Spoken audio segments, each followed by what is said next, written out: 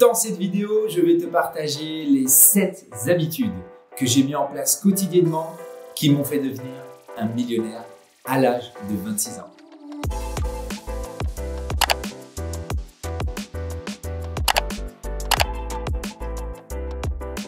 Avant de démarrer cette vidéo, sache que je n'ai rien à te vendre, j'ai rien à te proposer, je veux juste t'apporter de la valeur et faire de sorte que tu comprennes que toi aussi, tu peux changer. Toi aussi, tu peux apporter plus, tu peux faire plus dans ta vie. Donc, let's go, c'est parti. La première habitude qui m'a permis de devenir un millionnaire à l'âge de 26 ans, c'est le fait que j'ai lu un livre tous les mois pendant 3 années. Effectivement, j'ai rapidement compris que ce que nous proposait l'école, la société, etc., c'était pas ce que je voulais. C'était pas ce que j'avais envie, c'était pas ce qui me drivait. Moi, j'avais envie d'une vie libre, j'avais envie de me sentir le matin heureux de pouvoir me lever, j'avais envie de faire des choses pour moi-même, de lancer des activités qui me tenaient à cœur. Et pour cela, ce qu'on m'apprenait à l'école, la géographie, l'histoire, les maths, oui, super, c'est basique, c'est bien, on doit avoir cela. Mais c'est pas ce qui me drivait, c'est pas ce qui allait m'apporter, c'est pas ce qui allait me donner les informations pour pouvoir lancer mon business, pour pouvoir investir dans l'immobilier, pour pouvoir faire des choses qui me tiennent à cœur. Et donc, le fait d'avoir lu des livres m'a énormément appris, m'a apporté tous les skills que j'ai aujourd'hui, c'est dans les livres. Et encore à l'heure actuelle, je lis des livres. Là, en 15 jours, j'ai lu un livre sur la productivité.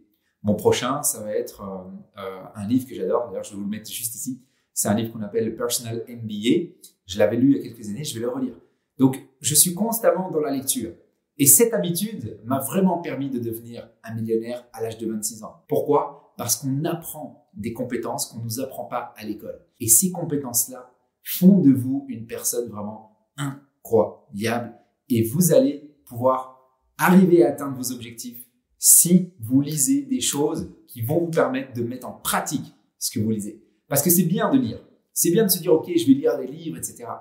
Mais il faut toujours avoir un réel objectif derrière. Il faut évidemment faire une sélection de certains livres qui vont réellement vous apporter une plus-value. C'est des livres qui vont vous permettre de passer à l'action de manière massive. Et les livres, on peut pas avoir d'excuses sur « Ah, j'ai pas l'argent pour me former, ah, j'ai pas le temps ». Non.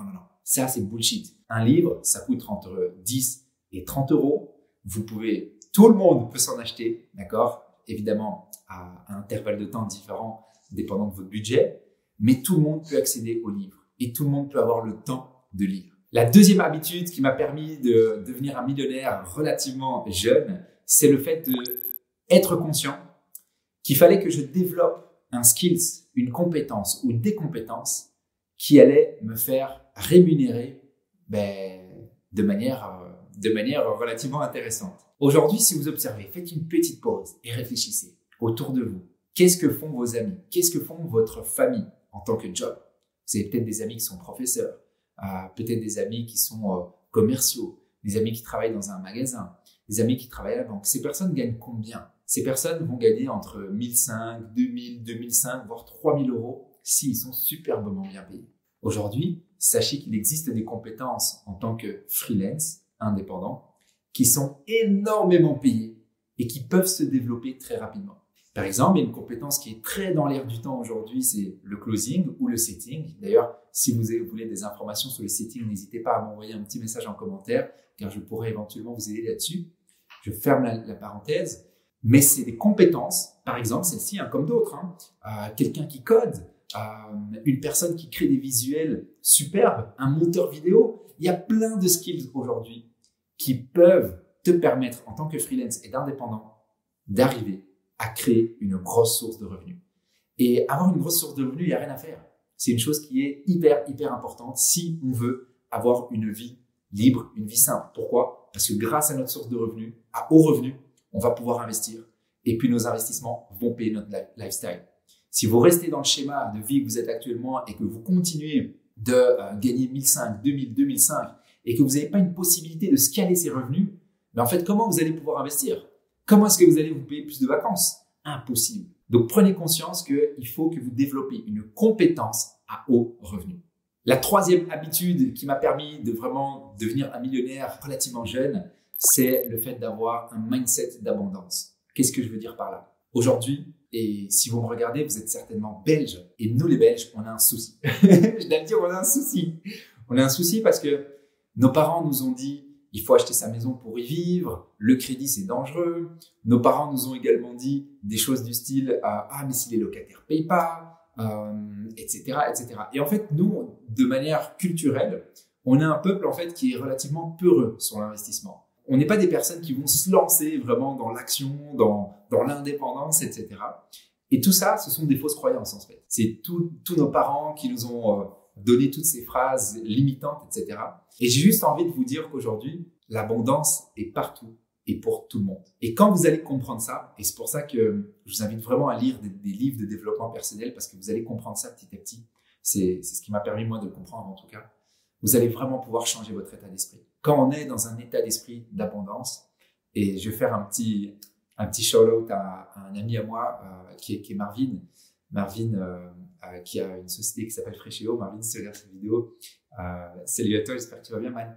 Et Marvin nous a donné une phrase un jour que son papa lui répétait, qui était concernant l'argent. En fait, il suffit d'ouvrir les vannes. Si vous avez besoin de fonds, si vous avez besoin de finances, il suffit d'ouvrir le robinet. Et en fait, on comprend par là que on est dans un esprit d'abondance, que l'argent est là pour tout le monde, comme la santé est là pour tout le monde, comme la liberté est là pour tout le monde. D'accord ? Il faut comprendre que tout le monde peut accéder à ce genre de choses. C'est réellement un état d'esprit. Et quand vous comprenez ça, vous allez pouvoir accéder à ceci également. Vous allez pouvoir vous libérer de vos chaînes et avancer vers votre vie pleine d'abondance. La quatrième habitude qui m'a permis de devenir millionnaire relativement jeune, à nouveau, c'est le fait de méditer. Et alors, méditer permet plusieurs choses. Vous allez me dire, ah non, arrête de faire le gourou indien, etc. Arrête de nous gaver avec ça. Je vais juste vous dire comment moi, j'ai vécu la méditation. Parce que c'est clair que méditer, quand on connaît pas, quand on n'expérimente pas, ça peut paraître quelque chose d'un peu what the fuck, un peu bobo, etc. Et moi, j'ai eu une compréhension de la méditation qui est propre à moi et je vous la partage. Mais clairement, l'habitude de méditer quotidiennement m'a permis de créer ce que je crée aujourd'hui et que je continue à créer. Pour moi, la méditation, c'est tout d'abord un outil qui m'aide à me concentrer. En fait, quand vous méditez, vous vous concentrez juste sur le moment présent et sur votre respiration. Et à un moment donné, vous allez avoir des pensées qui vont vous venir. Ah oui, mais j'ai oublié de faire ça. Ah, mais je dois aller déposer les enfants. Ah, mais je dois faire telle action, telle action. Ah, mais j'ai oublié de noter ça, etc. C'est une qualité et c'est un exercice de pouvoir entraîner son muscle de l'attention et du focus. Les personnes qui réussissent dans la vie ont un focus qui est tel un sniper. Ils ont une concentration, ils ont une attention hors pair. Et la méditation nous permet de travailler ce muscle-là. Donc, quand vous méditez, vous vous concentrez, vous avez une pensée qui arrive. Le travail à faire, c'est de rejeter ce qui arrive et de se reconcentrer sur votre respiration. Je vous avoue que moi, je suis pas encore à 100% où il y a plus d'éléments qui viennent dans ma tête quand je médite, parce que c'est très difficile, c'est vraiment un exercice. Mais je vous invite vraiment à essayer de faire cet exercice parce que ça peut vous aider à améliorer votre attention, votre focus et du coup, votre productivité. Une autre chose que j'aime avec la méditation, c'est le fait d'être conscient. C'est le fait d'être dans le moment présent. Avec tout ce qui se passe aujourd'hui, la télé, les journaux, le Facebook, l'Instagram, le YouTube, on y est. Mais en fait, on est toujours drivé par plein de choses. Et en fait, on vit dans une espèce d'inconscience. Et j'ai envie de vous dire que j'aimerais que dans 20, 30, 40, 50 ans, vous vous retourniez et vous dites, moi, j'ai senti tout, chaque moment de ma vie, je l'ai vécu, je l'ai senti, je l'ai ressenti, je l'ai vécu à fond, avec mes tripes et j'ai fait tout ce que je voulais dans ma vie. Car si vous restez constamment dans l'inconscience, je peux vous dire que vous allez le regretter. Je donne toujours cette petite anecdote de ma grand-mère qui est sur son lit de mort les derniers jours à l'hôpital, parce qu'elle avait un cancer. Je lui ai dit, mais Omi, quelle est la chose que tu regrettes dans ta vie? Et du coup, elle m'a déballé plein de choses qu'elle regrettait.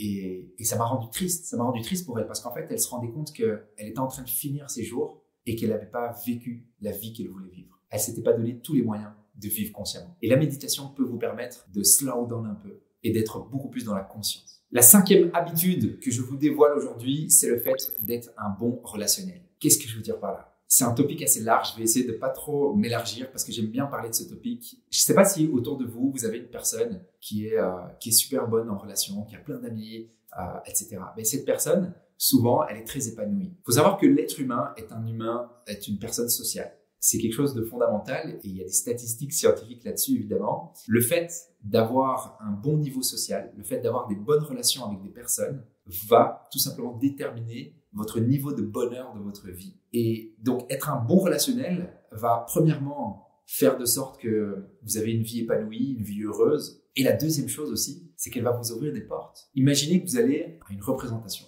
Je sais pas. Imaginons que votre compagne, votre femme, votre copine a un dîner de travail et que vous vous fermez comme une huître. Déjà, il faut que vous y alliez.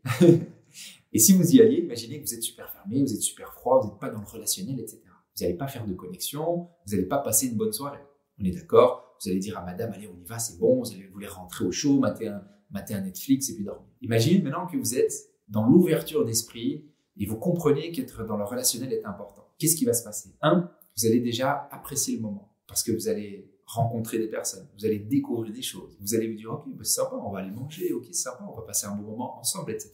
Mais surtout, vous allez ouvrir les portes à d'autres personnes de vous connaître, de discuter avec eux et de créer des relations. Car aujourd'hui, qu'est-ce qui fait que vous réussissez dans un domaine? C'est en grande partie grâce à vos relations. Vous passez votre temps avec certaines personnes, ces personnes-là vont vous permettre de vous élever ou de vous tirer vers le bas. Et donc, le fait d'être un bon relationnel va vous permettre de connaître de nouvelles personnes, va vous permettre de passer de bons moments et tout simplement d'être quelqu'un d'ouvert au monde. Yes, salut Arnaud, enchanté, ça fait plaisir de te rencontrer. Salut Kevin, salut Mickaël, salut Sophie, comment tu vas? Ça fait plaisir. Comment tu vas? Qu'est-ce que tu fais dans la vie? Quels sont tes hobbies? Ouvrez-vous au monde, soyez dans la relation. Vous allez être beaucoup plus heureux parce que vous allez découvrir des personnes géniales.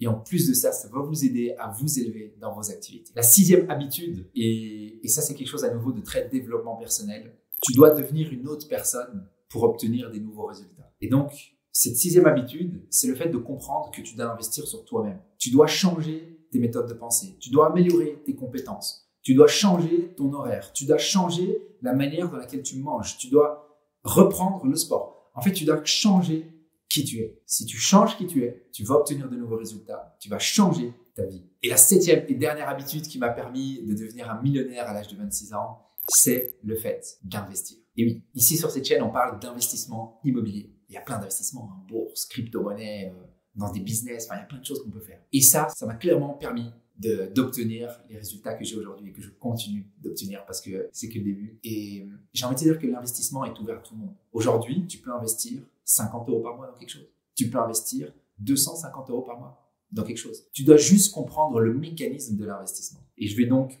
répéter quelque chose que j'ai dit au début, c'est que tu dois créer des finances. Quand tu crées des finances, tu épargnes. Quand tu as épargné, tu investis. Quand tu investis, tu récupères les intérêts de tes investissements tous les mois de manière automatisée ou semi-automatisée et ça paye ta qualité de vie. Quand tu as compris ce mécanisme, tu vas pouvoir t'enrichir à long terme. Et l'investissement est une partie hyper importante et une partie très technique parce que tu me dis, ok Arnaud, investir, mais investir dans quoi? Comment investir? Et oui, à nouveau, tu dois développer tes compétences pour pouvoir bien investir. Parce que c'est bien d'épargner 10 000 €. Mais si 10 000 €, tu les mets sur un business qui ne fonctionne pas, parce que tu as mal analysé, si tu les mets dans un investissement qui n'est pas rentable, si tu les mets sur un produit boursier qui va se cracher 2 jours après. Donc, tu dois pouvoir développer tes compétences à devenir un bon investisseur. Car quand tu investis bien, tu vas pouvoir t'enrichir à long terme. Merci d'avoir suivi cette vidéo. J'espère qu'elle t'a plu. N'hésite pas à me laisser un commentaire juste en dessous de la vidéo parce que j'aime toujours te lire et t'écouter. Et n'hésite pas à mettre un beau pouce si la vidéo t'a plu. N'hésite pas également à cliquer sur la petite cloche des notifications et à t'abonner à la chaîne pour tout simplement nous soutenir et nous permettre de continuer à t'envoyer du contenu de qualité et à te motiver pour te permettre d'obtenir des nouveaux résultats dans ta vie. Merci à toi.